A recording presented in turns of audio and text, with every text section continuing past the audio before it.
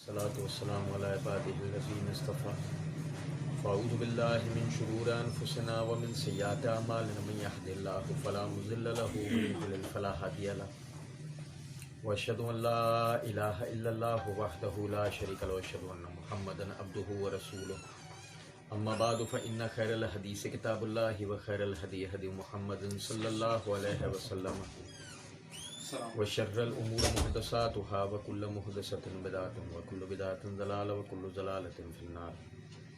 أعوذ بالله السميع العليم من الشيطان الرجيم من حمده ونفخه ونفسه. بسم الله الرحمن الرحيم. اللهم صل على محمد وعلى آل محمد كما صليت على إبراهيم وعلى آل إبراهيم إنك حميد مجيد.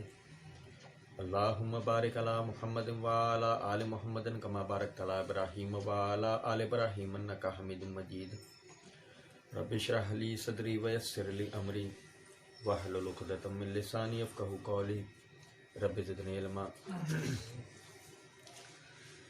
قال رب السجن أحب إلي مما يدعونني إليه وإلا تصرف عني كيدهن أصب إليهن وأكن من الجاهلين. فاستجاب له ربه فصرف عنه كيدهن إنه هو السميع العليم. ثم بدا لهم من بعد ما رأوا الآيات لا يسجننه حتى حين. ودخل معه السجن فتيان قال أحدهما إني أراني آسر خمرا وقال الآخر إني أراني أحمل فوق رأسي خبزا تأكل الطير منه نبئنا بتأويله إنا نراك من المحسنين.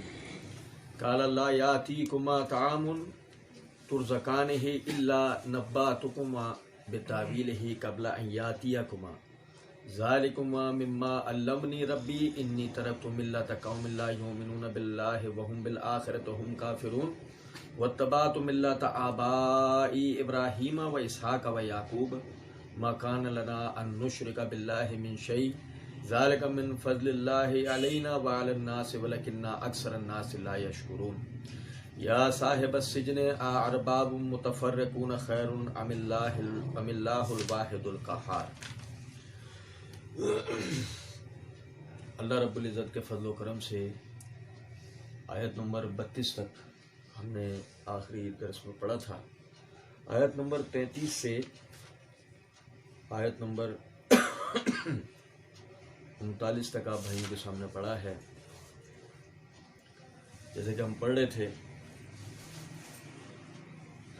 عزیز مصر کی بیوی نے یوسف علیہ السلام کو ورگلانے کی کوشش کی، اور جب یوسف علیہ السلام انہوں نے اس کی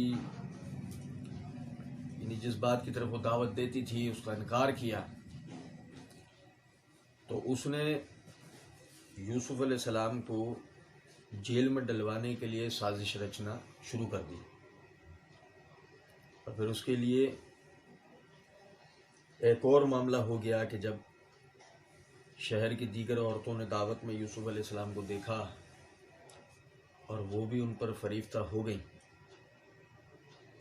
یوسف علیہ السلام کے لیے اب بہت ساری مشکلات کھڑی ہو چکی تھی.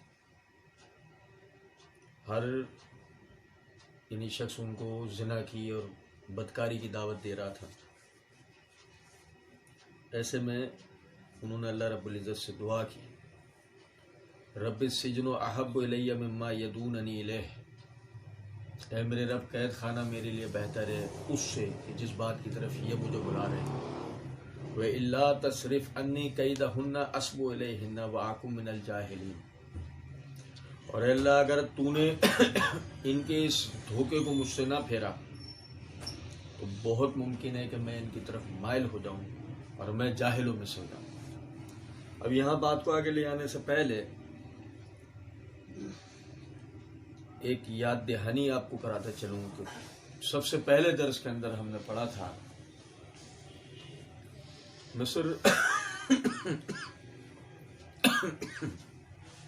مصر والے وہ قبطی تھے، مذہبی اعتبار سے وہ مظاہر پرستی کے قائل تھے، اور قومی اعتبار سے انہوں نے یعنی ان کا معاملہ یہ تھا وہ دیگر اقوام میں سے کسی کو یعنی برداشت نہیں کرتے. عزیز مصر نے یوسف علیہ السلام کو کبھی محل میں سے نکلنے نہیں دیا، جیسے کہ ہم نے پچھلے درس میں پڑھا تھا. اور اس کی وجہ کیا تھی کہ وہ گہری گندمی چمڑی رکھنے والے جب اس سرخ رنگت کو دیکھیں گے لازماً ان کی وہ جو قوم پرستی، ان کی جو حمیت ہے اس کو دھچکا لگے گا، اور وہ بہت ممکن ہے کہ یوسف علیہ السلام کو جان سے مار دیں. لیکن جب یوسف علیہ السلام سامنے آ گئے، اب ظاہر ہے کہ بات صرف اس حد تک تو نہیں رہے گی کہ ہمارے ملک میں اور ہمارے ایک خاص الخاص آدمی کے گھر کے اندر یہ رہ رہا ہے. اور پھر مزید جب یعنی اس کے بارے میں بات چیت ہوگی اور اس کے بارے میں معلومات ہوگی تو یہ پتہ لگے گا کہ نہ تو وہ بادشاہ کے آگے جھکتا ہے، نہ ہی وہ سورج چاند ستاروں کی پرستش کرتا ہے، نہ ہی وہ کسی یعنی مظاہر میں سے کسی بھی چیز کی پرستش کا قائل ہے. یہ اور اچنبے کی بات کہ یہ آدمی تو مذہبی اعتبار سے بھی ہم سے تعلق نہیں رکھتا، قومی اعتبار سے بھی ہم سے تعلق نہیں رکھتا. تو وہ یوسف علیہ السلام کے لیے لازماً قتل کے در پہ ہوں گے. اچھا، پھر یہاں ایک بات اور بھی غور طلب ہے. آپ دیکھیں موسیٰ علیہ السلام نے جب اس کو یعنی جب اس کپتی کو قتل کیا تھا تو آپ وہاں سے ہجرت کیوں کر گئے؟ آپ وہاں رکے کیوں نہیں؟ میں نے سورہ بنی اسرائیل کے اندر بتایا تھا کہ مسئلہ سارا یہ ہے کہ قوم پرستی ہونا، کفر و شرک ہونا یہ ایک الگ چیز ہے. اپنی قوم کے لیے امن و سلامتی کا قیام یہ ایک الگ چیز ہے. یعنی اس کی مثال ایسے لے لیں نا، چنگیز خان دنیا کے لیے ظالم آدمی تھا، اپنی قوم کے لیے تھوڑی تھا. وہ دنیا بھر سے جو لڑا ہے تو وہ اپنی قوم کی بالادستی کے لیے لڑا ہے نا. بھلے اس میں کتنے ظلم و ستم کیے، اپنے لوگوں کے لیے تو وہ ہیرو ہے. بالکل اسی طریقے سے یہ جو فرعین مصر ہیں، یعنی جتنے بھی فرعون گزرے ہیں مصر کے اوپر، وہ چاہے ظالم، کافر، فاسق، کسی بھی قسم کے لوگ کیوں نہ ہو، اور ان کی بادشاہت قائم ہی اس بنیاد کے اوپر رہی ہیں کہ انہوں نے اپنی قوم کے لیے تو امن و سکون والا معاملہ کیا ہے نا. اب اگر مثال کے طور پہ آپ ملک میں بغیر کسی وجہ کے کسی شخص کو قتل کر دیں گے تو اس کی تو آپ کو اجازت نہیں ملے گی. زیادہ میں زیادہ کیا ہو سکتا ہے؟ اگر آپ کو یوسف سے کوئی مسئلہ ہے اسے ملک بدر کر دیں. ملک بدر کرنے کے پیچھے بھی کوئی بڑا مقصد ہونا چاہیے. اور یہاں تو بات یہ ہے کہ وہ مصر کے وزیر کے گھر میں ہے اور ایسا کہ اس کی اولاد کی طرف، تو اس لیے آسان تو بات ہے نہیں. اب ایک ہی صورت ہو سکتی ہے، اسے کسی چیز میں پھنسایا جائے اور اسے جیل میں ڈال دیا جائے تاکہ عام عوام سے اس کو دور کر دیا جائے کہ خدا نہ خواستہ اس کی وجہ سے ہماری قوم کسی آزمائش میں مبتلا نہ ہو. آزمائش سے مراد وہی ان کے باپ دادا کے دین کی مخالفت، وہی جو وہ رنگ و نسل کا جو تفوق تھا وہ ختم ہو. اب آپ دیکھیں کہ وہ جو یعنی کہ وہ جو عورت بار بار تانے دیتی ہے اور جو بار بار کہتی ہے وَلَئِن لَمْ يَفْعَلْ مَا آمُرُهُ لَيَسْجُنَنَّ وَلَيَكُونَ مِنَ الصَّاغِرِينَ. پچھلے درس میں ہم نے پڑھا تھا کہ اگر اس نے میری بات نہیں مانی میں اسے قید خانے میں ڈلواؤں گی اور یہ رذیل ترین لوگوں میں سے ایک ہو جائے گا. رذیل لفظ استعمال کر رہا ہوں میں، کمتر کو کہتے ہیں. ٹھیک ہے. قَالَ رَبِّ السِّجْنُ أَحَبُّ إِلَيَّ مِمَّا يَدْعُونَنِي إِلَيْهِ. جب یوسف علیہ السلام نے یہ دیکھا تو انہوں نے اللہ تعالیٰ سے دعا کی، اے میرے رب یہ مجھے جس طرف بلاتی ہیں اس سے بہتر میرے لیے قید خانہ ہے. میں اس پہ مزید آپ کے آگے کچھ بات رکھوں گا. آپ دیکھیں آیت نمبر 35 میں اللہ رب العزت نے فرمایا ثم بدا لهم من بعد ما رأوا الآیات لیسجننہ حتی حین.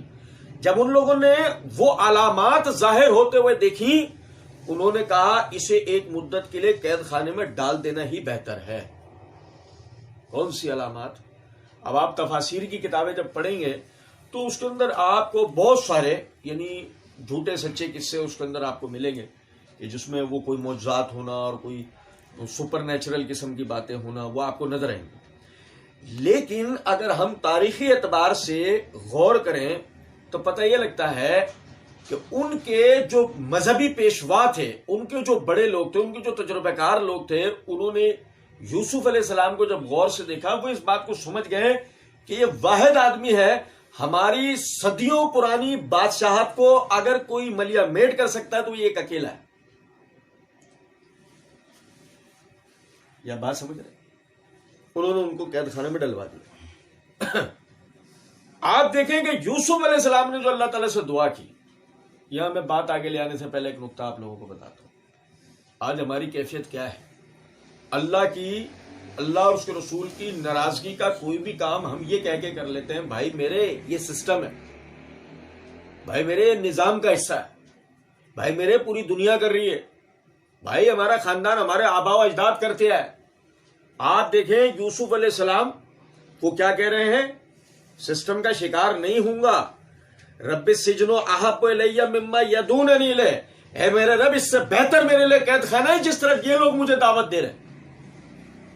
اس زانی معاشرے کو قبول کرنے سے بہتر انہوں نے قید خانے میں جانا پسند کیا، اس زانی معاشرے کے اندر رہنا پسند کیا. میری بات ہمیشہ یاد رکھیے گا، سسٹم آپ سے ہے، آپ سسٹم سے نہیں ہے، یہ ذہن میں رکھیے گا.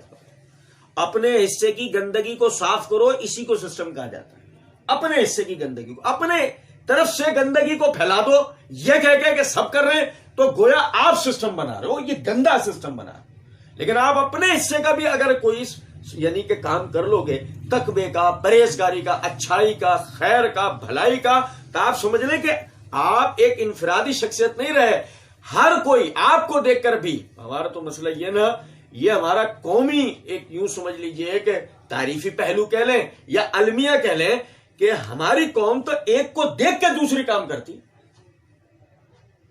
ایک کو دیکھ کے دوسرا فرد کرے گا، دوسرے کو دیکھ کے تیسرا فرد کرے گا. ہمارا یہ تھوڑی ہے کہ اگر سمجھا دے گا آپ کو کرنا ہے تو وہ ہی کرے گا، کہ چاہے کوئی کرے نہ کرے.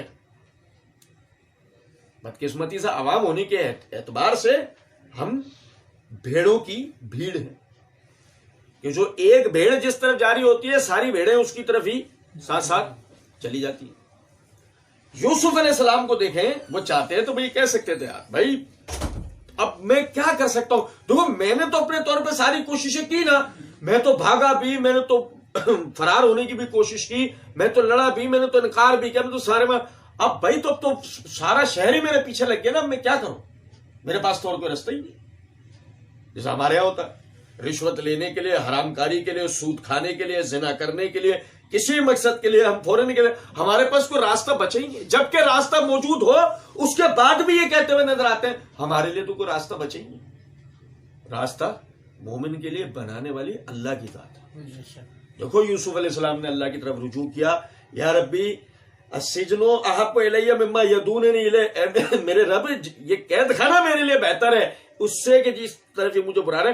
وَإِلَّا تَصْرِفْ عَنِّي كَيْدَهُنَّ أَصْبُ إِلَيْهِنَّ، اے اللہ تو نے ان کے فریب کو مجھ سے دور نہ کیا، میں اس میں مجھے ڈر ہے میں مبتلا ہو جاؤں گا. وَأَكُن مِّنَ الْجَاهِلِينَ، اور میں جاہلوں میں سے ہوں گا. اب یہاں دیکھیں تین باتیں. پہلی وَإِلَّا تَصْرِفْ عَنِّي، ہماری بدقسمتی دیکھیں آپ. یوسف علیہ السلام کہہ رہے اے اللہ تو اگر نہ پھیرے تو، وَإِلَّا تَصْرِفْ عَنِّي. دیکھو نبی صلی اللہ علیہ وسلم دعا کیا کرتے تھے نا، یا مصرف القلوب صرف قلبی علی دینک، اے دلوں کے پھیرنے والے میرے دل کو تو اپنے دین پر رکھنا. ہدایت و گمراہی کس کے ہاتھ میں ہے؟ اللہ کے ہاتھ میں. پھر یہی نہیں کہ ہدایت اور گمراہی اللہ کے ہاتھ میں، ہدایت پر رکھنا بھی اللہ کے ہاتھ میں. جب چاہے کسی کو ہدایت پہ لائے، جب چاہے کسی کو گمراہ کر دے. یہ بھی تو اللہ رب العزت کی شان ہے نا. مومن کا وصف کیا ہے؟ مومن 5 ٹائم نماز میں کہہ رہا ہوتا ہے اہدنا الصراط المستقیم صراط الذین انعمت علیہم، اے اللہ ہمیں سیدھے رستے پر چلائیے، ان کے رستے پر جن پر آپ نے انعام کیا. حالانکہ غور کرے تو وہ ایک چھوٹی سی بات، بھائی آپ کیا ہیں؟ بھائی ہم کیا ہیں؟ بھائی مسلمان ہیں. وہ مسلمان بھی ہیں، مومن بھی ہیں، عاشق رسول بھی ہیں، نمازی بھی ہیں، حاجی بھی ہیں، وہ ہم اپنی ذات کے اندر خود ہی متقی اور پرہیزگار بھی ہیں. بات آ رہی ہے سمجھ میں؟ لیکن دین کیا سمجھاتا ہے؟ سب کچھ کس وجہ سے؟ لا حول ولا قوت الا باللہ. کوئی توفیق نہیں ہے، کسی قسم کی کوئی آپ میں طاقت نہیں ہے مگر اللہ کے حکم سے. آپ جو کچھ بھی کر رہے ہیں وہ اللہ رب العزت کی آپ پہ کرم نوازی، مجھ پہ کرم نوازی ہے جو ہم کر رہے ہیں، ورنہ ہماری اپنی کوئی یعنی کہ صلاحیت نہیں ہے. وَإِلَّا تَصْرِفْ عَنِّي كَيْدَهُنَّ، اے اللہ اگر ان کے فریب کو آپ نے مجھ سے دور نہ کیا، أَصْبُ إِلَيْهِنَّ. اسی سے ایک اور نقطہ سمجھیں. نبی صلی اللہ علیہ وسلم نے فرمایا 3 قسم کے لوگ ایسے ہیں اللہ تعالیٰ ان کی خود سے مدد کرتے ہیں. ابھی خود سے مدد کرنے کا مطلب کیا ہے؟ خود سے مدد کرنا مطلب کہ اسپیشل اللہ ان کی طرف توجہ کر کے اسپیشل اللہ ان کی مدد کرتے ہیں خصوصیت کے ساتھ. نمبر 1، وہ آدمی جو اللہ کے راستے میں جہاد کرنا چاہتا ہے وہ اللہ سے دعا کرتا ہے، اللہ اس کے لیے راستہ کھولتا ہے. وہ آدمی جو قرض دار ہے اپنا قرض ادا کرنا چاہتا ہے، اللہ اس کے لیے راستہ کھولتا ہے. وہ غلام جو آزاد ہونا چاہتا ہے اللہ کے دین کی خدمت کے لیے، الفاظ ہیں، وہ غلام جو اللہ کے دین پہ عمل کرنے کے لیے، اللہ کے دین کی خدمت کے لیے آزاد ہونا چاہتا ہے، اللہ رب العزت اس کی خود سے مدد کرتا ہے. اسبو الیہن، اے اللہ آپ نے نہ کیا نا تو میں مبتلا ہو جاؤں گا. کیا مطلب؟ یاد رکھیں اس بات کو کہ آپ کسی بھی مشقت یا پریشانی میں اگر اللہ چاہے تو مبتلا ہوں گے، ورنہ اس لیے کس سے فوراً اللہ سے رجوع کرنا چاہیے. آپ کو جب بھی ایسا لگے میں کسی پریشانی کسی مشکل میں پھنسنے جا رہا ہوں، اللہ سے رجوع کریں، اللہ سے دعا کریں، اے اللہ اس مصیبت اس پریشانی سے یا اس چیز کے شر سے اے اللہ آپ ہی مجھے محفوظ رکھیے. وَأَكُن مِّنَ الْجَاهِلِينَ. عربی زبان میں جہل کہتے ہیں اندھیرے کو. جہل اور کون سا اندھیرا؟ جو کسی چیز کو ڈھانپ دے، جیسے کہ ظلم اندھیرے کو کہتے ہیں. ظلم کس کو کہتے ہیں عربی زبان میں؟ اندھیرے کو، جس کی جمع ہے ظلمات. بات آ رہی ہے سمجھ میں؟ نہیں. آپ دیکھیں علم معنی جاننا، جہل معنی آپ سے علم کا پوشیدہ ہو جانا. اب بتائیں علماء اصولیین جنہوں نے عقائد کے اوپر کتابیں لکھی ہیں وہ حضرات یہ کہتے ہیں کہ مطلق کسی بھی آدمی کو جاہل نہیں کہنا چاہیے. کسی بھی آدمی کو مطلق جاہل نہیں کہنا چاہیے، کیونکہ اس کی وجہ کب اللہ اس کو ہدایت دے دے آپ مجھے پتا، اللہ تعالیٰ کب اس کے لیے علم کا راستہ کھول دے. آپ بھائی ہدایت علم سے نا، اللہ تعالیٰ کب اس کے لیے علم کا راستہ کھول دے آپ مجھے نہیں پتا. مطلق کسی کو بھی جاہل. اور ہمارے سمجھو ہماری عوام کے اندر حالت دیکھو، ہم تو جاہل ہیں، ہمیں کیا پتا. جاہل کا منہ دیکھو. ابھی اس جاہل سے پوچھو ورلڈ ٹریڈ سینٹر کا واقعہ ہو کراچی سے لڑکا گیا تھا، جاہل بتا رہا. ویسے یہ کیا ہے؟ ویسے جاہل ہیں. اور ورلڈ ٹریڈ سینٹر پہ جہاز جنہوں نے مارا ان میں کراچی کا لڑکا بھی تھا. ان کو پتا ہے، CIA والوں کو تو پتا نہیں ہے، ان کو پتا ہے. بات آ رہی ہے سمجھ میں؟ آپ دیکھیں جاہل بھی ہم، ہمیں دنیا بھر کی معلومات بھی. تو مطلق کوئی بھی جاہل نہیں ہوتا. ابو جہل کو اس کا اصلی نام کیا ہے؟ عمرو بن ہشام. تو عمرو بن ہشام کو جو ابو جہل یعنی جاہلوں کا باپ کہا گیا، وہ کس بنیاد پہ ہے؟ سب پتا. اس کے بعد بھی کیا ہمارے باپ دادا یہ سب کرتے آئے؟ نہیں. بات ختم. تو سمجھیں جاہل اس آدمی کو کہا جا سکتا ہے کہ جو آدمی عقل و شعور رکھنے کے بعد بھی علم اور شعور والی چیز کا انکار کرے. اس آدمی کو تو جاہل کہا جا سکتا ہے. اس کو جاہل نہیں کہا جا سکتا کہ جس کو پتا کچھ ہے نہیں، وہ غریب بیچارہ. اس کو ہم لا علم تو کہہ سکتے ہیں، جاہل. یہی وجہ ہے کہ یوسف علیہ السلام کیا کہہ رہے ہیں؟ فَأَكُن مِّنَ الْجَاهِلِينَ، میں جاہلوں میں سو جاؤں گا. گمان بھی گزر سکتا ہے کہ جس کے لیے اللہ رب العزت نے یہ بات کی ہے کہ کذالک یجتبیک ربک ویعلمک من تاویل الاحادیث، اسی طریقے سے اللہ نے تجھے چنا ہے اور تجھے تمام باتوں کی تعبیرات سکھائی ہیں. جسے تمام باتوں کی تعبیرات پتا ہوں وہ کبھی بھی جاہل ہو سکتا ہے. اس کے مقابلے میں اچھا جاہل ہو سکتا ہے، وہ نہیں ہو سکتا. لیکن یوسف علیہ السلام نے کہا وَأَكُن مِّنَ الْجَاهِلِينَ، میں نعوذ باللہ جاہلوں میں سے جاؤں گا. تو مطلب کیا ہے؟ جانتے بوجھتے اللہ کی نافرمانی کرنا یہ جہالت ہے. یہ ہے جہالت اصل. کہ آپ جانتے ہیں کہ یہ اللہ کی نافرمانی کا کام ہے، آپ اس کے باوجود کر رہے ہیں، یہ جاہلوں والی حرکت ہے. فرمایا فاستجاب لہ ربہ، اس کے رب نے اس کی بات کو قبول کیا، اس کے رب نے اس کی بات کو قبول کیا. فصرف عنہ کیدہن، اس کے رب نے اس کی بات کو قبول کیا، اس کی دعا کو قبول کیا، اور اس فریب سے، اس دھوکے سے، اس جال سے اس کو نجات دی جو ان عورتوں نے اس کے لیے بن دیا تھا. انہ هو السمیع العلیم، بے شک کہ وہ تو سننے والا اور سب کچھ جاننے والا ہے. آپ سمجھیں ذرا اس بات. یوسف علیہ السلام ایک طرف ہے، تاریخ میں کہیں بھی پڑھ لیں، کوئی جھوٹی سے جھوٹی روایت بھی آپ کو ایسی نہیں ملے گی کہ وہ کسی کوتوال کے سامنے جا کھڑے ہوئے ہوں. تاریخ میں کہیں آپ کو یہ نہیں ملے گا وہ کسی کٹہرے کے اندر جا کھڑے ہوئے ہوں، کہیں نہیں. سیدھا محل کے چور دروازے سے نکلوا کے سیدھا زندان کے اندر انہیں بھیج دیا گیا. زندان اس جیل کے اس حصے کو کہتے ہیں جہاں سورج کی روشنی پہنچنے نہیں دی جاتی، وہاں صرف اندھیرا ہوتا. یوسف علیہ السلام کو پہنچا دیا گیا. یہ کون سی عمر تھی؟ جب وہ اپنی جوانی کو پہنچنے والے تھے. یہ وہ عمر تھی جب وہ اپنی جوانی کو پہنچنے والے تھے. آپ سمجھے. اللہ کہتا ہے فاستجاب لہ ربہ، اس کے رب نے اس کی بات کو قبول کر لیا، اس کی دعا کو قبول کر لیا.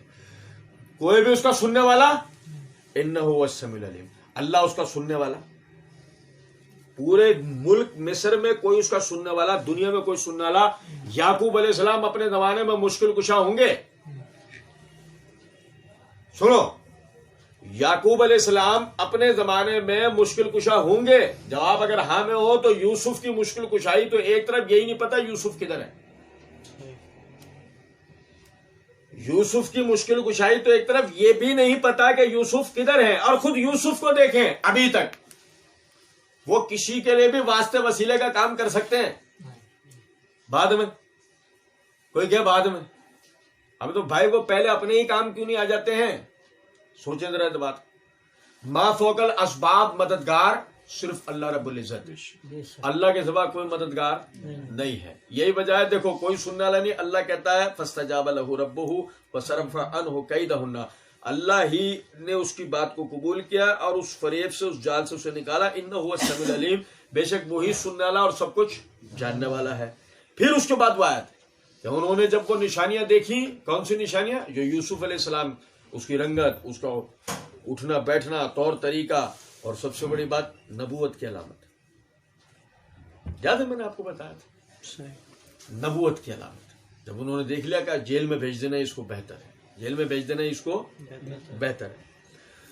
وَدَخَلَ مَعَهُ السِّجْنَ فَتَيَانِ، جیل کے اندر اس کے پاس دو نوجوان لڑکے بھی بطور قیدی بھیجے گئے.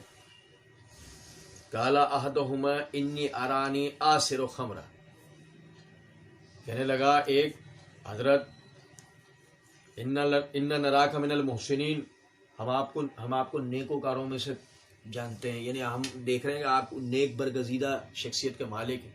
وہ جیل کے اندر بھی اللہ کی عبادت میں ہی لگے رہتے تھے. جیل میں اللہ نے ان کو رسالت کے لیے چن لیا تھا. یوسف علیہ السلام کو اللہ رب العزت نے رسالت کہاں عطا کی ہے؟ جیل کے اندر، یعنی جیل کے اندر انہوں نے رسالت کا اعلان کیا. اب آپ دیکھیں کہ ہم آپ کو نیکوکاروں میں سے پاتے ہیں. قال احدہما، ان میں سے ایک کہنے لگا انی ارانی آسر خمرا، میں نے خواب دیکھا کہ میں شراب نچوڑ رہا ہوں. میں کیا کر رہا ہوں؟ شراب نچوڑ رہا ہوں. خمرہ، شراب سے مراد خمرہ مراد نشہ، میں نشے والی چیز نچوڑ رہا ہوں. وقال الآخر انی ارانی احمل فوق راسی خبزا تاکل الطیر منہ، دوسرا کہنے لگا کہ میں نے اپنے سر کے اوپر روٹیاں اٹھا رکھی ہیں، ان میں سے کوے نوچ نوچ کے کھا رہے ہیں. میں نے خواب یہ دیکھا. بات آگے لے آنے سے پہلے ایک نقطہ سمجھا. کیا پتہ لگا؟ خواب کی تعبیر عالم سے پوچھنی چاہیے. خواب کی تعبیر عالم سے، اہل علم سے پوچھنی چاہیے، اس سے پوچھنی چاہیے جو دین کا علم رکھنے والا ہے. نبی صلی اللہ علیہ وسلم کی حدیث ہے، صحیح بخاری کتاب الرؤیا کے اندر نبی صلی اللہ علیہ وسلم نے فرمایا جب تم میں سے کسی کو اچھا خواب آئے اس کا وہ بیان کرے، اور برا خواب آئے تو اس کا بیان ہی نہ کرے، کیونکہ اچھا خواب اللہ کی طرف سے ہے، اللہ اسے پورا کروائے گا. اب برا خواب شیطان کی طرف سے جسے اللہ کبھی پورا ہونے دے گا نہیں. اب آپ سمجھیں ذرا اس بات کو کہ خواب کو بیان کرے تب بیان کرے گا مطلب عالم سے. انا نراک من المحسنین، ہم آپ کو یعنی نیکوکاروں میں سے پاتے ہیں. اب ان میں نیکوکاروں سے مراد یہ کہ ان میں تو وہی عالم ہے نا، یوسف علیہ السلام کے علاوہ اور کون عالم ہے. ٹھیک ہے، ہمارے یہاں تو ہر کرے نتو گھر سے پوچھا جا رہا. میں نے خواب کے اندر لال رنگ دیکھا، خطرے کی علامت. ہمارے حیدرآباد کے ایک جانے مانے مفتی صاحب ہے، نام نہیں لوں گا میں، انہوں نے ایک آدمی کو استخارہ کے بعد بتا دیا خواب بھی آئے گا. پھر وہ خواب دیکھ کے آ گیا تو کہا کہ حضرت میں نے اس کے اندر سرخ رنگ دیکھا کا خطرہ ہے، آپ کا یہ مسئلہ نہیں ہوگا. بہرحال لمبی ایک کہانی ہے. جبکہ آپ سمجھیں ذرا اس بات کو، سرخ اینٹ کا رنگ ہے یا نہیں، سرخ خون ہے یا نہیں، دونوں ہی تعمیر کرتے ہیں، دونوں ہی تعمیر کرتے ہیں. گلاب کا رنگ کیا ہے؟ خوبصورتی کی علامت. بھائی اگر مثال کے طور پہ آپ کے دنیا میں کسی نے ایمرجنسی لائٹ کا رنگ لال کر دیا ہے تو اس میں ہم کیا کریں؟ کسی نے خطرے کی علامت اگر لال رنگ بنا لیا انسانوں نے تو اس میں اور تو کسی کا قصور نہیں ہے نا یار، سمجھ رہے ہیں نہیں. بہرحال اب اس نے خواب دیکھا کہ میں کیا کر رہا ہوں، خمر کو نچوڑ رہا ہوں. دوسرے کا میں نے خواب میں دیکھا روٹیاں اٹھائے وہ اس سے کوے نوچ رہے ہیں. آپ بتائیں اس کی تعبیر. قال لا یاتیکما طعام ترزقانہ الا نباتکما بتاویلہ، کہ تمہارا کھانا جو تم کھاؤ گے نا وہ آئے گا نہیں، اس سے پہلے تک میں تمہیں اس کی تعبیر دونوں خوابوں کی بتا دوں گا. قبل ان یاتیکما، اس سے پہلے کہ وہ کھانا بھی تمہارے پاس ہے. ذالکما مما علمنی ربی. سنو تقویٰ دیکھو اللہ کے بندے کا. پورے مصر میں اس سے بڑا کوئی عالم نہیں. کیسے؟ وجہ اور تو سنو وجہ کیا ہے؟ اس کے بعد جبرائیل آتے ہیں، یہ وجہ ہے. اس کے بعد جبرائیل آتے ہیں نہیں. ہم پچھلے ابتدائی درسوں میں پڑھ چکے ہیں. وہ عزیز مصر کے گھر میں پلے ہیں بھائی، سمجھ رہے ہیں بات یا نہیں؟ یعنی کہ انٹرنل اور فورن ایشوز اور جنگی معاملات، ملک کے سیاسی معاملات، ملک کے معیشتی معاشرتی معاملات، اس سارے کے اوپر بحث ان محلات کے اندر ہوتی ہے. اور یوسف بچپن سے لے کے جوانی تک وہ ساری چیزیں دیکھتے ہوئے بڑے ہوئے ہیں. پہلے تو نبوت و رسالت کے گھرانے میں آنکھ کھولی، باپ سے عقیدے کی تعلیم ملی. پھر اس کے بعد یہاں پر آنے کے بعد حقیقی دنیا داری کس کو بولتے ہیں وہ یوسف کو سکھائی گئی. یوسف کو ہر چیز کا علم آ چکا ہے. وَيُعَلِّمُكَ تَعْوِيلَ الْأَحَادِيثِ، ہر بات کی تعبیر ہم تجھے سمجھائیں گے، ہر بات کی تعبیر. گویا اگر یوسف علیہ السلام آج کے زمانے میں ہوتے، یوسف علیہ آپ ان کے سامنے کوڈز میں بات نہیں کر سکتے تھے.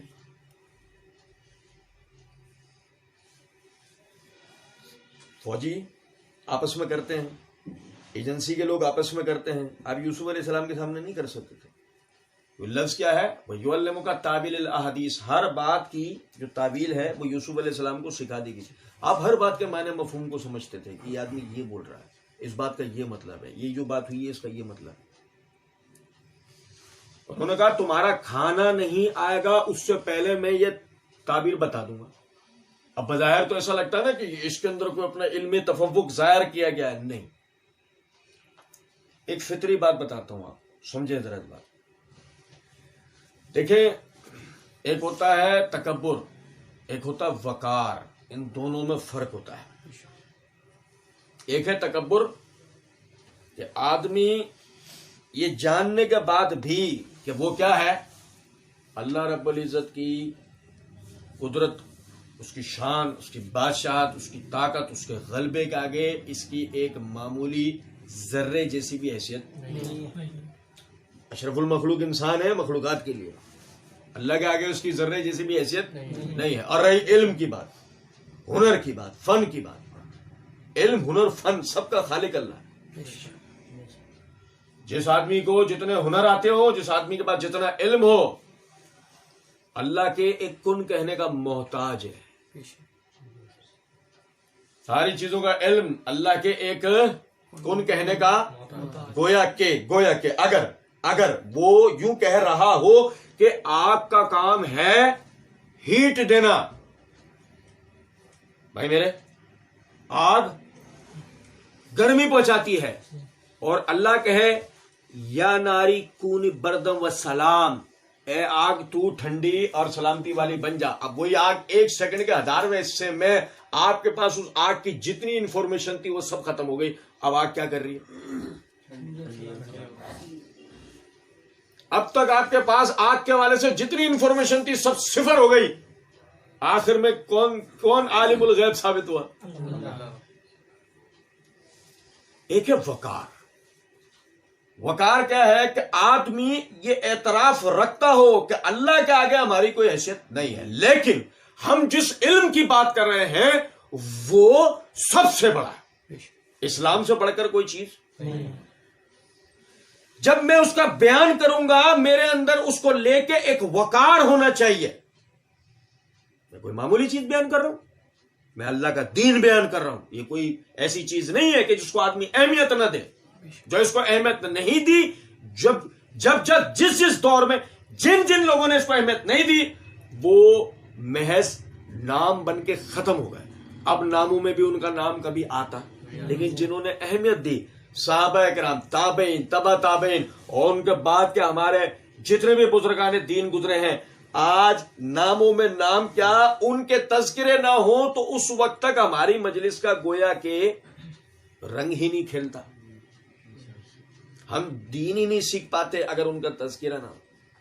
تو آپ سمجھیں، ایک آدمی وہ چیز جو وہ بتا رہا ہے اگر وہ اس کی اہمیت کو اجاگر کرے تو اس کو تکبر کہا جاتا. انہوں نے کہا میں تمہیں تمہارے دونوں خوابوں کی تعبیر، تم دونوں کے خوابوں کی تعبیر اس سے پہلے بتا دوں گا کہ تمہارا کھانا بھی تم تک نہیں پہنچے گا، تم اسے کھا بھی نہیں پاؤ گے، اس سے پہلے بتا دوں. آگے کیا کہتے ہیں؟ ذالکما، یہ اس لیے مما علمنی ربی، کہ مجھے سکھایا میرے رب نے ہے. مجھے سکھایا، میری کوئی شان اس میں میرا کمال نہیں ہے. یہ ہے بات، سمجھ رہے ہیں؟ وہ پہلا جملہ بظاہر ایسا ثابت کرتا ہے کہاں ہمارے وہ پیر صاحب کے ہاتھ پیر چوم رہے ہیں. ایک تو ہم نے انڈیا کی ویڈیو دیکھی، وہ والے پیر صاحب جن کی گولڈن تار والی ٹوپی ہوتی ہے وائٹ، ہمارے صدر میں بھی رہتا ہے، نہیں سمجھے؟ ان کو صوفے سے اٹھ کر گئے، ان کو بیٹھنے کی جگہ وہ چوم رہے سارے، کیا وہ بیٹھے ہوئے تھے. ویڈیو ہے فیس بک پہ، وہ جس جگہ وہ بیٹھے ہوئے تھے میں نے بھی اپنی ٹائم لائن سے اس کو ویڈیو پچھلے دنوں اپلوڈ کیا تھا. وہ جہاں وہ پیر صاحب بیٹھے ہوئے تھے ان کو اٹھا کے لے گئے، صوفے پہ سب کود پڑے اور صوفے کو چوم رہے. سمجھے ہیں بات کہنے؟ جبکہ پیر صاحب اللہ معاف کرے، اللہ ہمیں معاف کرے، ہمارے مدارس کے دوسرے تیسرے سال کے بچوں کو اتنا علم ہوتا ہے جتنا مطلب یعنی پیر صاحب کو اتنا علم ہے جتنا ہمارے تیسرے سال کے بچے کو ہوتا ہے. اور پھر اس کو وہ پیر بنائے بیٹھے ہیں. دو ہمارے پاس تو ہفتہ اتوار پیر منگل بدھ جمعرات سب ہے، کتنے سارے ہیں ہمارے پاس، لیکن ہمارے یہاں تو ہے نہیں نا پیری مریدی کا چکر. سنے ذرا بات، کہنے کہ ذالکم علمنی ربی، یہ سکھایا ہے ہمیں، یہ مجھے سکھایا ہے میرے رب نے. بالکل ایسے مجھے اس موقع پہ یاد رہتا ہے، آپ بھی سمجھیں، تبرک ہے یہ، سمجھ لیں. سلیمان علیہ السلام، یار آپ سمجھیں، اگر ہم دنیا میں کسی کو سپر پاور کہہ سکتے ہیں نا تو وہ سلیمان علیہ السلام. کیا شان تھی ہے. آپ دیکھیں، پتہ لگا حدود نے کہا میں ایک بڑی طاقتور جنگجو قوم کے پاس سے ہو کر آ رہا ہوں جن میں صرف 2 ہی خرابیاں ہیں. پہلا، سورج کی پرستش کرتے ہیں. دوسرا، ان کی حاکم عورت ہے. آسما جہانگیر کی قبر سے چیخوں کی آواز ہے. نہیں سمجھے بات کو؟ آپ دیکھیں، غور طلب نقطہ ہے. سلیمان علیہ السلام نے بات سنی، اور ایک چیز کہ میں اس کے پاس ایک ایسا تخت دیکھ کر آیا ہوں کہ میں نے ایسا تخت آج تک کسی بادشاہ میں، کسی بادشاہ میں، کسی حاکم کے پاس میں نے ایسا تخت نہیں دیکھا. اس عورت کا سارا جاہ و جلال اس تخت کے اندر ہے. سلیمان علیہ السلام پرندے کی ساری بات سنتے رہے. اس کے بعد دربار کی طرف نگاہ اٹھائے, کہا کون ہے جو جلد از جلد اس تخت کو میرے پاس لے کر آئے. کیا ہے بظاہر اپنی بادشاہت کے تکبر کا اظہار لگتا ہے, لیکن یہ تکبر نہیں. سننا بھی, یہ تکبر نہیں ہے. یہ کیا ہے؟ سامنے والے کو بتایا جائے اس کی اوقات کیا ہے. اللہ کی بادشاہت میں اس کی اوقات, یہ سامنے والے کو پتا ہونا چاہیے اللہ کی بادشاہت میں اس کی اوقات کیا ہے. تو کہا کون ہے جو اس کو پہلے لے گا؟ پہلا جن کھڑا ہوا. اس نے کہا حضرت دربار برخاست نہیں ہوگا اس سے پہلے لے آؤں گا. ایک جن کافی ہے. ہمارے یہاں بھی تھے نا پیر صاحب صدر میں 200 جن تھے ان کے قابو میں. ہمیں تو مسئلہ نہیں ہوتا کسی کے قابو میں 200 جن ہو یا 2000 ہو, ہمیں کیا پرواہ ہے. لیکن وہ ایک دن پتہ لگا دوست کے بڑے بھائی اپنے گھر کا لوہے کا دروازہ اکھیڑ کے لے کے جا رہے ہیں. کہاں لے آ رہے ہو؟ کہا پیر صاحب کو پیسوں کی ضرورت ہے, پیسے کم پڑ رہے ہیں تو یہ بیچ کے بکیا پیسے پورے کروں گا. اچھا بھائی, اب اس دن تھوڑا دماغ گھوم گیا. چلو بھائی اگلے دن پیر صاحب سے مل کر آئے, ذرا دکان بند کروا کے آئے. گئے بھائی وہاں ملنے پیر صاحب سے, بیٹھے ادھر ادھر کی بات, السلام علیکم وعلیکم السلام, ادھر ادھر کی باتوں کے بعد پیر صاحب نے کہا بتائیے. نے کہا حضرت آپ کے پاس بڑے ایمرجنسی کام سے آئے ہیں, بتائیں. کہ حضرت وہ ماشاءاللہ پتہ لگا آپ قبضے میں 200 جنات ہیں الحمدللہ. میں نے کہا حضرت 2 چاہیے, ان میں سے 2 چاہیے. ہے کیا مطلب؟ میں نے کہا اس میں سے 2 چاہیے. میں سمجھا نہیں آپ کی بات. میں نے آپ کے قبضے میں 200 جنات ہیں, 2 میرے ساتھ بھیج دو, کام ہے. تو کیا ہوگا ان کا؟ میں کشمیر آزاد کرانا. وہ جنات کو بھیجیں گے اندر, نظر تو آتے نہیں نا, اور تیزی سے سفر کرتے ہیں. وہ انڈین آرمی کا اسلحہ غائب کریں گے, ادھر ہم مجاہدین کو خبر دیں گے, مجاہدین حملہ کریں گے, جان چھوٹے گی. 50-55 سال سے مسئلہ بنا ہوا ہے, ختم. آپ کے جن لوگوں کے مسئلے حل کرواتے پھر رہے ہیں, تو یہ بڑا مسئلہ ہے نا, پورے قوم کا مسئلہ ہے. اس کو پہلے حل کروائیں نا آپ کے جن, تو کام میں ہے نا ہمارے, اور ہمارے پاس اس کی دلیل بھی ہے. قرآن کیا کہا؟ حضرت ابھی آپ کا دربار برخاست بھی نہیں ہوگا, اس سے پہلے میں وہ تخت لاؤں گا. تو جب وہ تخت لینے جائے گا وہ جن, تو وہ لاکھوں کی آرمی کے درمیان گھس کے لڑکے ان سے لے کر آئے گا نا وہ تخت. بھائی خود غائب ہے, تخت تھوڑی جا رہا ہوگا, جب تخت تھوڑی غائب ہوگا, خود وہ نظر نہیں آئے گا بالفرض, اور اس نے تخت اٹھا لیا, تب تخت تو جا رہا ہوگا نا, تو تخت کو جانے دیں گے وہ. آپ کا دربار برخاست نہیں ہوا, اس سے پہلے جاؤں گا. دوسرا جن کھڑا ہوا, اس نے کہا حضرت آپ کی پلک بھی نہیں جھپکے گی, اس سے پہلے لے آؤ. اس کا مطلب اب وہ خود بھی نظر نہیں آئے گا اور اب تخت بھی نظر نہیں آئے گا, کیونکہ اتنی رفتار سے جائے گا. ہم میں سے جو بھائی فزکس کے طالب علم ہیں وہ اس بات کو سمجھیں گے. وہ اتنی رفتار سے جائے گا کہ نہ وہ نظر آ پائے گا نہ تخت. سمجھ میں آئی بات یا نہیں؟ بہرحال عرض کرنے کا مطلب یہ ہے کہ سلیمان علیہ السلام نے پلک بھی نہیں جھپکی اور تخت آ گیا. جیسی آیا, قرآن کے الفاظ کیا ہیں؟ ھذا من فضل ربی, یہ میرے رب کا فضل ہے. اپنی بادشاہت کا, اپنی طاقت کا کوئی اظہار کیا نہیں. میرا ایک معمولی سا درباری لایا ہے نہیں, ھذا من فضل, یہ میرے رب کا فضل ہے. تو یہ سمجھیں اس بات کو کہ یہی یوسف علیہ السلام نے اس وقت کہا, تعبیر بتاؤں گا لیکن سمجھو. سکھایا کس نے مجھے؟ میری کوئی طاقت نہیں, میرے رب نے مجھے سکھایا. انی ترکت ملت قوم لا یؤمنون باللہ وہم بالآخرۃ ہم کافرون. اللہ کی قسم ایسے ہوتے ہیں اللہ والے. اللہ والے ایسے ہوتے ہیں. اللہ والے اللہ ہو والے تھوڑی ہوتے ہیں. اب بھائی نہیں سمجھے, کہو اللہ والوں کی محفل میں جو گئے وہاں کیا ہو رہا, اللہ ہو اللہ ہو, پاگل ہوگا. کیا ہوا بھائی, اینڈ کیا ہوا اس کا؟ کچھ بھی نہیں, سوائے اس کے کہ آدمی گیا تھا وحشت سے بھرا ہوا, آیا دہشت سے بھرا ہوا. ہمارے جیسا آدمی جائے تو پاگل ہی ہو جائے. نبی صلی اللہ علیہ وسلم نے فرمایا جس مجلس میں اللہ کا ذکر نہ ہو گویا وہ مجلس بانج ہے. بھائی میرے, ہم سمجھیں ذرا اس بات کو. میں اپنے دوستوں کی گیدرنگ میں بیٹھ رہا ہوں, کرکٹ کی باتیں ہو رہی ہیں, فلموں کی باتیں ہو رہی ہیں, گانوں کی باتیں ہو رہی ہیں, اور وہ ملک کے حالات پہ باتیں ہو رہی ہیں, اس کی غیبتیں ہو رہی ہیں, اور فلاں ہو رہا ہے, اور یہ ہو رہا ہے, اور تجارتی باتیں ہو رہی ہیں, ہر طرح کا مسئلے ہو رہے ہیں. اللہ کی بات ہوئی, بانج ہے. بانج ہے یہ گیدرنگ. کیا ہے بانج ہونے کا مطلب؟ یہ مجلس کچھ نہیں دے سکتی, یہ مجلس کچھ بھی.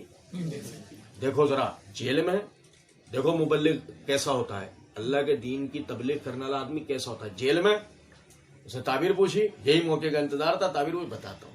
اب تعبیر بتانا سٹارٹ کس طرح کی ہے؟ انی ترکت ملت قوم لا یؤمنون، پہلے بتایا مجھے میرے رب نے سکھایا، اب رب نے سکھایا، اب آگے بات ہو رہی ہے انی ترکت ملت قوم لا یؤمنون باللہ وهم بالآخرۃ هم کافرون، میں نے یہ مصر والے مذہب کو چھوڑ دیا ہے، میں نے اس مصر والے مذہب کو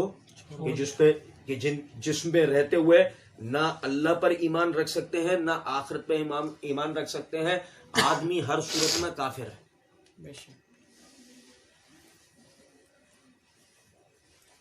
کیا ہوئی یہ بات بھائی؟ اب سمجھو ذرا بات کو بھائی، یہ نگیٹو باتیں نہیں کرنی چاہیے، نگیٹو باتیں۔ کوئی اسٹارٹ کہاں سے ہو رہی ہے؟ بات اسٹارٹ کہاں سے ہو رہی ہے؟ میں نے یہ مصر کا مذہب، یہ مصر کا جو قومی مذہب ہے جس میں اللہ اور آخرت پہ ایمان کا کوئی تصور نہیں ہے، میں نے اس کو انی ترکت ملت قوم، میں نے اس قوم کی چھوڑ دیا، حالانکہ کبھی تھے اس پہ کبھی بھی نہیں تھے اس کے۔ بات سیدھی سی ہے، ان کو سمجھانا شروع کیا ہے، میں اب یہ نہیں رہا، اب انہیں چن پاؤں، پھر کیا؟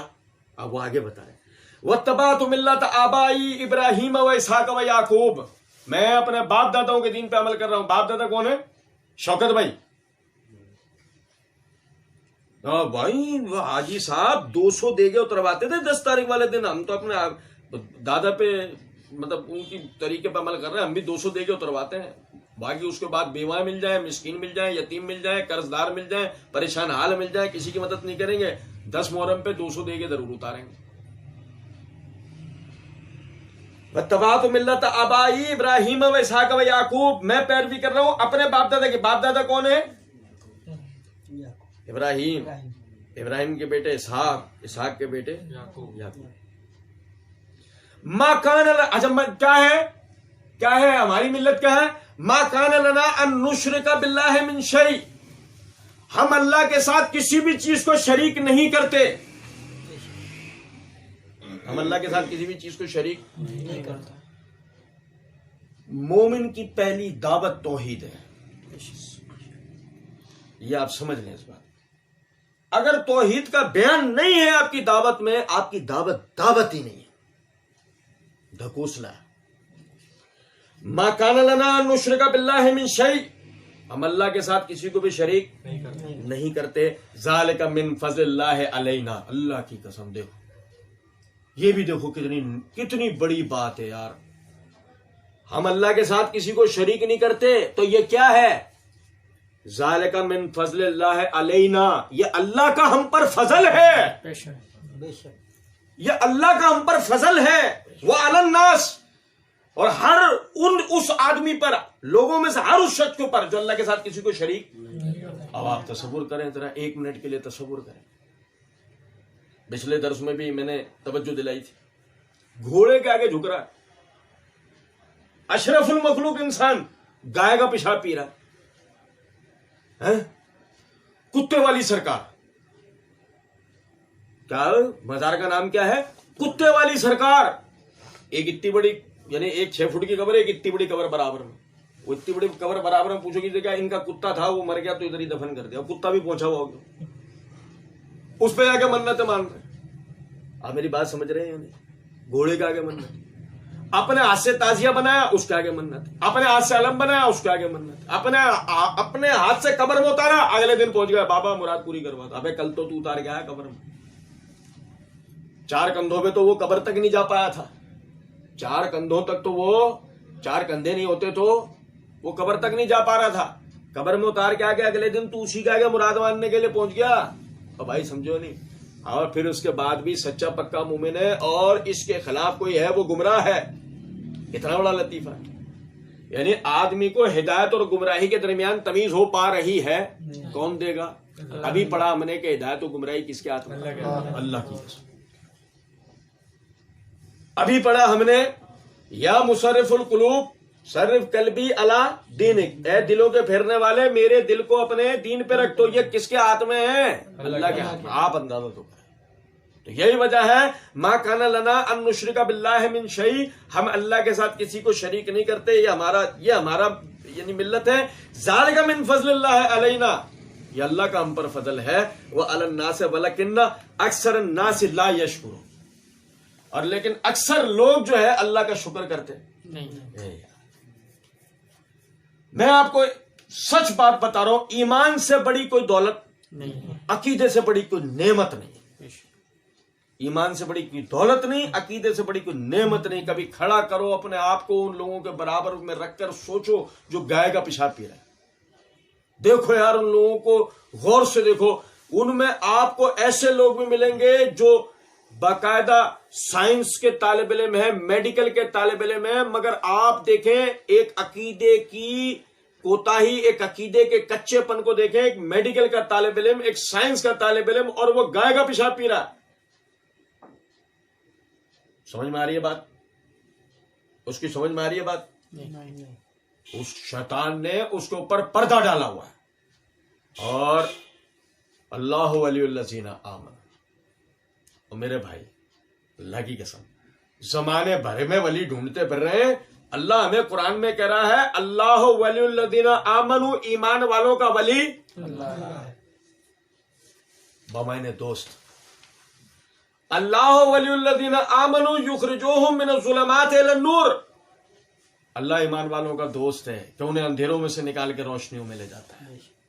دیکھو ذرا اس کو غور سے، وہ سائنس کا طالب علم، وہ میڈیکل کا طالب علم، وہ اندھیرے میں اس کو نہیں سمجھ میں آ رہا وہ کیا کر رہا ہے، اللہ نے ان اندھیروں میں سے ہمیں نکالا۔ بعض ایسے بھی لوگ ہیں، یہ عقیدے کی کوتاہی رکھنے والے ایسے بھی لوگ ہیں کہ یہ علم و ہنر میں، اسٹیٹس میں ہم سے بعض مرتبہ بڑے ہوتے ہیں، مگر دینی جہالت میں بالکل کورے ہو چکے ہوتے ہیں، کچھ بھی نہیں پتا ہوتا۔ جب ہم ان کو اور اپنے آپ کو دیکھتے ہیں، ہم اللہ کا فضل، یا اللہ تیرا کرم، یا اللہ تو نے فضل۔ مذہبی کرپشن، تو بھائی میرے مذہبی کرپشن دیکھو آپ ذرا، لاکھوں کروڑوں روپے لنگروں کے نام پہ، نظر و نیاز کے نام پہ، مزارات کے نام پہ وہ لگ رہا ہے، وہ برباد ہو رہا ہے سارا پیسہ، وہ کرپشن ہو رہی ہے، مذہبی کرپشن ہو رہی ہے۔ ہم جب ان کو دیکھتے ہیں، اپنے آپ کو دیکھتے ہیں، اللہ تیرا کرم ہے، ہمارے پیسے کو کوئی مذہب کے نام پہ لوٹنے والا۔ ذالک من فضل اللہ علینا وعلی الناس ولکن اکثر الناس لا یشکرون، یہ اللہ کا ہم پر فضل ہے اور لوگوں پر بھی، لیکن لوگ اللہ ہی کا شکر کرتے، لوگ اللہ کا شکر نہیں کرتے۔ اللہ رب العزت نے ہمیں بڑے اچھے حال کے اندر رکھا۔ اور ایک آخری بات، حالانکہ یہ سمجھ لیں یہ ابتدائی بات ہے، لیکن سمجھیں، وہ کہتے ہیں یا صاحب السجن، اے میرے جیل کے ساتھیوں، ارباب متفرقون خیر ام اللہ الواحد القہار۔ اے میرے جیل کے ساتھیوں، یہ بتاؤ، یہ بہت سارے داتا، مشکل کشا، حاجت روا، یہ بہت سارے رب بہتر ہیں یا ایک اکیلا اللہ ان سب پر قہر ڈھا دینے والا؟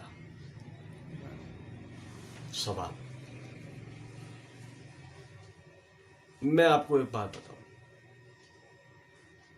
دعوت علم کی بنیاد پر ہے، دعوت رٹے کی بنیاد پر نہیں ہوتی، دعوت علم کی بنیاد پر۔ انہوں نے اپنے دونوں ساتھیوں کو بھاپا، پہلے ان کے آگے اپنے عقیدے کو رکھا، اور رکھتے کے ساتھ ہی ان سے سوال کیا، یا ان کے سوال کا جواب دینے بیٹھے؟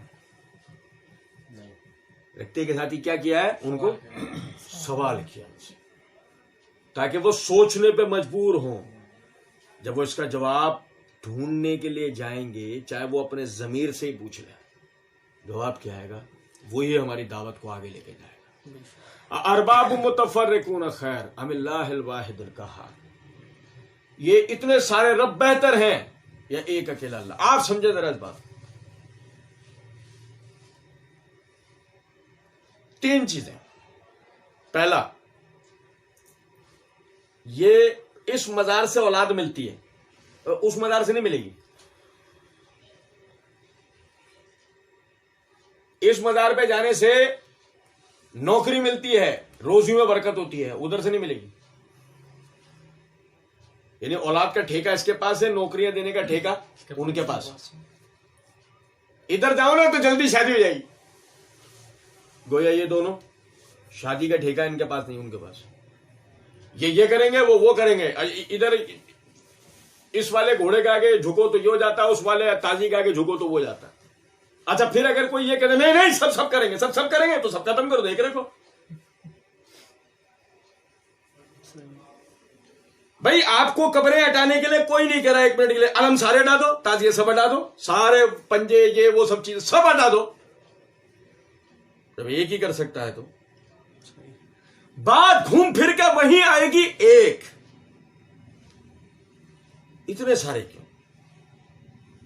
کیونکہ مسئلہ یہ ہے ہر آدمی کو اپنا منجن بیچنا ہے، ہر آدمی کو اپنا دکھا کے اپنا منجن بیچنا ہے۔ کچھ بات آ رہی ہے سمجھ میں یا نہیں؟ ارباب متفرقون خیر باللہ الواحد القہار۔ یہ اتنے سارے بہتر ہیں، یہ ایک اکیلا اللہ ان سب پہ قہر ڈال دینے والا۔ پھر دوسری بات یہ بتائیں، یہ اللہ سے لے کر دیں گے اور اللہ ان کے کہنے پہ دے دے گا؟ ہاں۔ اچھا اللہ آپ کو نہیں دے رہا تھا؟ نہیں۔ کیوں؟ ہم گنہگار تھے۔ اچھا تو اگر آپ گنہگار ہیں تو آپ کا گنہگار ہونا اللہ کو پسند نہیں ہے؟ نہیں، ان کو پسند ہے۔ جن ولیوں کے پاس آپ جائیں گے، آپ کہہ رہے ہیں آپ گنہگار ہیں کہ اس لیے ہم یہ واسطے وسیلے کے لیے ان کے پاس، ٹھیک ہے، آپ کا مطلب یہ ہوا کہ آپ کا گنہگار ہونا اللہ کو پسند نہیں، تو آپ کو نہیں دے گا، ٹھیک ہے، لیکن آپ کا گنہگار ہونا ان کو پسند ہے۔ گویا آپ 1 منٹ کے لیے سمجھیں اس بات کو کہ اگر سیدنا علی بن ابی طالب رضی اللہ تعالیٰ عنہ کے پاس ایک ظالم آدمی مدد کے لیے آیا تو علی رضی اللہ تعالیٰ عنہ اس کی مدد کریں گے؟ قاتل مدد کے لیے آئے اس کی مدد کریں گے؟ زانی مدد کے لیے آئے اس کی مدد کریں گے؟ آپ سمجھیں کہ اگر آپ ظالم ہیں، زانی ہیں، فاسق ہیں، فاجر ہیں، سود خور ہیں، آپ اگر گناہ بقول آپ کے ایسے گناہگار ہیں کہ اللہ آپ کی نہیں سن رہا ہے، بقول آپ کے ایسے کبیرہ گناہ پہ گے۔ وہ ایک صاحب سے ایک دفعہ بات چلی تھی، بھائی ہم بہت گناہگار ہیں۔ میں نے کہا مولوی صاحب بھی وسیلہ مانگتے ہیں؟ ہاں نا، تو ہم گناہگار ہیں۔ مولوی صاحب چرس بیچتے ہیں کیا؟ تمہارا میرا سمجھ میں آتا ہے مولوی صاحب بھی وسیلہ مانگ رہا ہے، اس نے کون سے گناہ کر لیے؟ اور اگر اس نے بھی گناہ کر لیے وہ ہماری امامت کیوں کر رہا؟ ایک فاسق آدمی ہماری امامت کر رہا۔ بھائی میرے پیارے کچھ سمجھے ہیں بات کو یا نہیں؟ عجیب ہی عقیدے ہیں، جہاں سے چاہے آدمی پکڑ سکتا ہے، جدھر سے چاہے۔ بس کیا کہ دعوت ساتھ کس چیز کے؟ علم کے، بغیر علم کے نہیں پکڑ سکتے آپ۔ دھول میں لٹھ نہیں مارنا چاہیے ہر کسی پہ آدمی ایک جیسا شروع ہے، ایسا نہیں۔ انہوں نے اپنے ان جیل کے ساتھیوں کو بھاپا اور ان کو اپنا یعنی کہ ملت بتاتے کہ ساتھی ان سے سوال کیا، سوال سامنے والے سے سوال کرو۔ آپ یہ انتظار نہیں ہوگا کہ وہ آپ سے سوال کیا ہمارا بیٹھا ہوا میں جواب دوں گا نیاز آرام ہے۔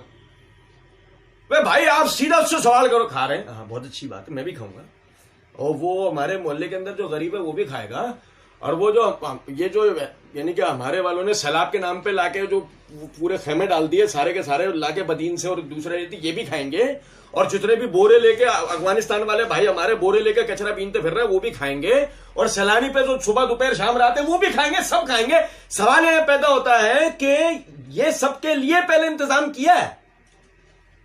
نہیں۔ کیوں؟ دین آپ کو آپ کے ٹھوسنے کے لیے بولتا ہے یا ان کے کھلانے کے لیے بولتا ہے کہ زکات کو صدقات کو تم ٹھوس لو یا انہیں کھلاؤ؟ انما الصدقات للفقراء والمساکین، کہ صدقات تو غریب اور محتاج مسلمانوں کا حق ہے۔ سوال اب ڈھونڈنے جاؤ جواب، انشاءاللہ آپ کو مذہبی کرپشن پتہ لگے گی۔ کچھ بات آ رہی ہے سمجھ میں یا نہیں؟ سوال کیا ان سے؟ پھر تیسری بات، ارباب متفرقون خیر ام اللہ الواحد القہار، اللہ ان سب کو ہلاک کر دے گا یا نہیں؟ اللہ نہیں دینا چاہتا، اللہ قرآن میں کہتا ہے ان اللہ یفعل ما یرید، بے شک اللہ جو چاہتا ہے وہ کرتا ہے، ایسا ہے؟ اللہ نہیں چاہتا دینا، بقول آپ کے اب یہ دلوائیں گے، ہاں تو یہ غلط ہے، کوئی نہیں دلوا سکتا کیونکہ اللہ نہیں چاہتا۔ آپ کے حساب سے اللہ آپ کو نہیں دینا چاہ رہا تھا، آپ کو یہ بھی پتہ لگ گیا اللہ کا ارادہ کہ اللہ آپ کو نہیں دے رہا ہے۔ ایک ہے کہ میں دعا کر رہا ہوں مجھے مل نہیں رہا، ایک ہے کہ اللہ نہیں دے رہا، یہ دو باتیں الگ الگ ہیں۔ ایک ہے کہ میں دعا کر رہا ہوں اور مجھے مل نہیں رہا، ایک یہ کہ اللہ مجھے نہیں دے رہا۔ اللہ نہیں دے رہا یہ تجھے کیسے پتا؟ تجھے نہیں مل رہا وہ ایک الگ مسئلہ، کیونکہ اس کی وجہ یہ ہے کہ ہمیں تو حدیث سے یہ بات پتہ لگتی ہے کہ دعا اللہ کی بارگاہ سے کبھی بھی رد ہوتی نہیں ہے، یا تو بندے کو اس کی حاجت ملتی ہے یا اس کا نعم البدل ملتا ہے یا اللہ آخرت کا اجر بنا کے رکھ دیتا ہے۔ اس کا مطلب دعا تو کسی صورت رد نہیں ہوتی، یہ تجھے کیسے پتہ لگا کہ اللہ تجھے دے رہا نہیں ہے؟ یہ تو قرآن کے بھی خلاف گیا، یہ تو حدیث کے بھی خلاف گیا. بات ہی سمجھ. اب واقعی بات ہے صحیح ہے کہ اللہ تجھے نہیں دے رہا، اب کون دلوائے گا؟ یہ تو اللہ نے کیا کہا؟ ام اللہ الواحد القہار، اللہ اکیلا سب پہ قہر ڈال دینے والا ہے، کون رہ سکتا ہے اس کے آگے؟ اور سنانے والوں نے سنائے لطیفے، حضرت میں اس سے آگے نہیں جا سکتا، میرے پر جل جائیں گے. جبرائیل کہہ رہے ہیں میں سدرۃ المنتہا سے آگے نہیں جا سکتا، میرے پر جل جائیں گے. آپ اندازہ تو کرو ذرا، جبرائیل کون ہے جنہیں دیکھ کے رسول اللہ صلی اللہ علیہ وسلم کو بخار چڑھ گیا تھا؟ 2 مرتبہ، صحیح بخاری کی روایت کہ 2 مرتبہ میں نے جبرائیل کو اصلی حالت میں دیکھا، 2 مرتبہ مجھے بخار چڑھ گیا. وہ جبرائیل کہہ رہے ہیں کہ سدرۃ المنتہا سے آگے گیا میرے پر جل جائیں گے. ہمارا والا کہاں پہنچ رہا ہے؟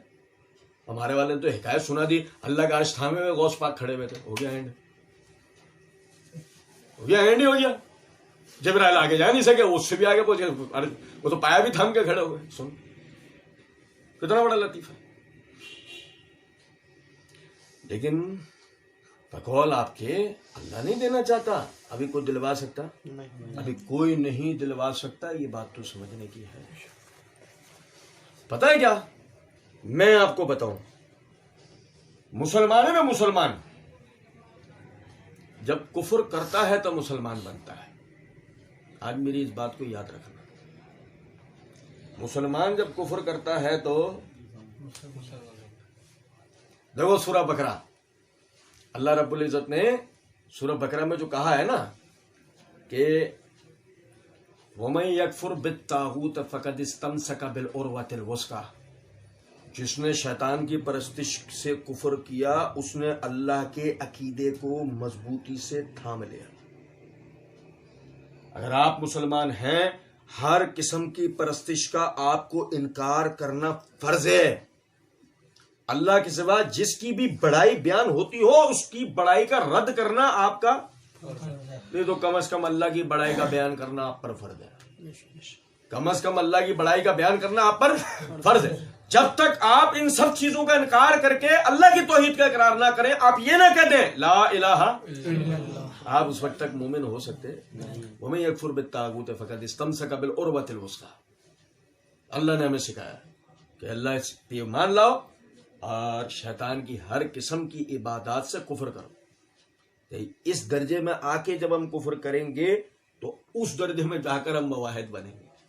بات آ رہی ہے سمجھ میں؟ یوسف علیہ السلام نے کتنے آرام سے سب کا انکار ان کی اپنی زبان سے کرا. بتاؤ اتنے سارے بہتر ہے ایک اکیلا اللہ. جواب کیا آئے گا اینڈ میں؟ بس یہی آج کی بنیادی نصیحت ہے. یاد رکھ لیں اس بات کو کہ ایک اکیلا اللہ رب العزت ہم سب کا مددگار ہے. اگر اللہ رب العزت دینے پر آئے کوئی اسے روکنے والا نہیں، اور اگر اللہ رب العزت یعنی روک لے تو کوئی دینے والا کوئی دلوا ہی نہیں سکتا. تو اس لیے بندے کو اپنی تمام تر توجہ کس کی طرف رکھنی چاہیے؟ اللہ رب العزت کی طرف. اللہ رب العزت سمجھنے اور عمل کرنے کی توفیق دے. ہمارے البلاغ.